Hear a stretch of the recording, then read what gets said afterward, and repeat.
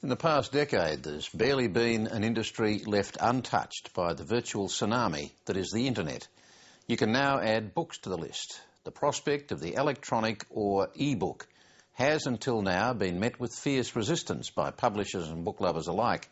But in the past few months, publishers around the world have realised, like the music and movie industries before them, that if they don't go digital, they don't survive. With predictions that up to 50% of books will be sold in digital form in the next decade, the way we read books may be about to change forever. Deb Cornwall reports.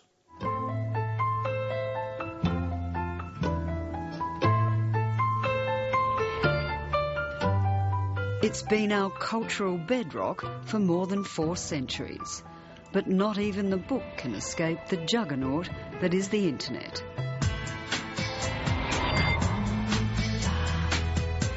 Everything else you can think of, every other medium, particularly music and movies, they've all become bits, they've all become digital. The book has stood alone. And it seems that 2010 is the year when we actually see the sea change. Now, something very exciting. Demand for the virtual book has gone vertical in the past year, fueled by the recent global release of Amazon's Kindle book and next month's worldwide launch of the much-hyped Apple iPad. Tap on it and buy this book, and the book downloads right onto my bookshelf like that. It's amazing where ebooks are going. We are delivering bodice-ripping romances into Iran. We are, moving Pride and Prejudice into Afghanistan. Like, these books are showing up everywhere. I suspect that by about 2020, so about 10 years from now, about 50% of all book sales in most major markets will be ebook sales. After years of stubbornly resisting the ebook, publishers are now desperately scrambling to go online.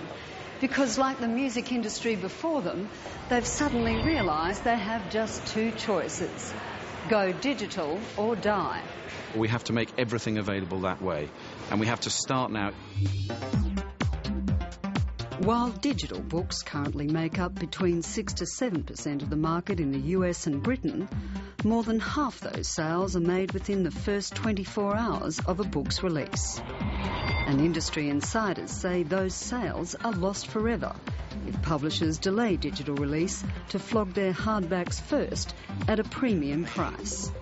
To think that actually making digital books is about having 3 hairy people in the basement with laptops doing another thing called digital, while the rest of us carry on with the beautiful business of sewing and binding our books. That is an absolutely impossible universe. Over the next few months, a whole raft of new e-reading devices are expected to hit the market, each one offering ever more seductive features than the next. I think we underestimate the degree that amazing new technology persuades people to do things afresh. I would not have said I was particularly interested in owning a device that I wander around with a pair of headphones listening to music. But I have 28 days of music on my iPod, and I listen to it when I'm moving anywhere. But for all the boosterism around the brave new world of the e-book, Australian publisher Louise Adler says one of the biggest disappointments so far has been the very limited catalogue of books on offer. Most of them aimed squarely at an American audience. If you're a reader of romance or historical novels, you might find it satisfactory, but in the main, you find it rather disappointing that most contemporary fiction and non-fiction is not available. Louise Adler says the problem is due in part, at least, to publishers' resistance to the world's biggest digital bookseller, Amazon, and its attempts to cap the price of all e-books below $10 American. But she says online retailers have also failed to give readers enough information about the books they're buying.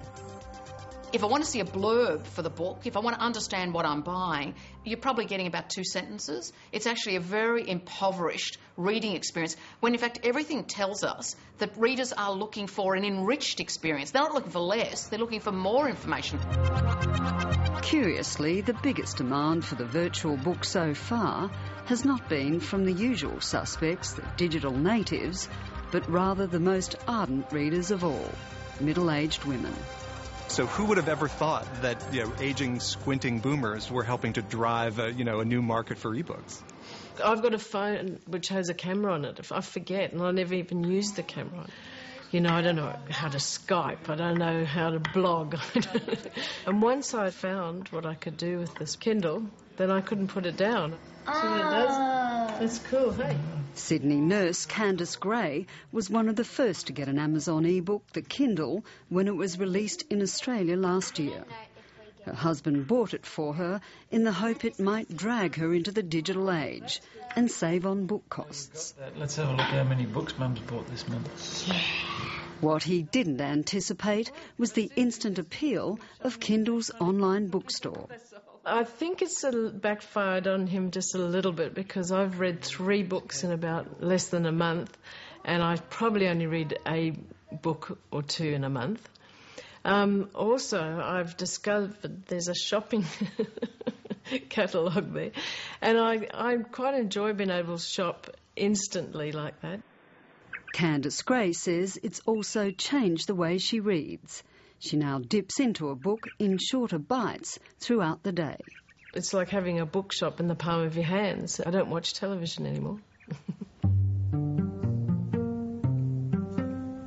Local libraries are also gearing up for a dramatic transformation in reader habits once ebooks go mainstream. Librarians have gone from being perhaps the dullest profession to one of the most interesting professions in the space of about the last 15 years. And they really are thinking hard about what happens to the book when it's just completely become digital. This is our digital library website. 1 in every 2 Australians are signed up library members, with some libraries already offering digital books that can be borrowed directly from our home or office computer. Ebooks can be taken out at any time and automatically disappear off your screen once the loan is up. There are no late fees, there are no overdue books, and it's also very convenient for the customers because digital libraries open 24/7. In the end, it will be who has control of the content, not the reading device, that will determine the winners in this race. Apple's iPad is now poised to take on Amazon's Kindle, with internet giant Google snapping at their heels.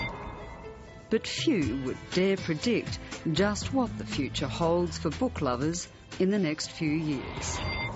I think there's a sense of panic. You know, I've got a bookshelf full of Penguin classics of 19th century novels because I adore 19th century female novelists, and I don't feel that I'm going to have to junk them. I think there are books you're going to want to love and to hold and to have and to store on your bookshelf, and I think that feeling is never going to go away.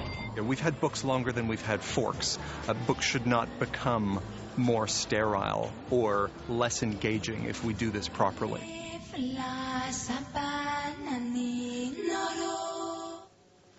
Deborah Cornwall with that report.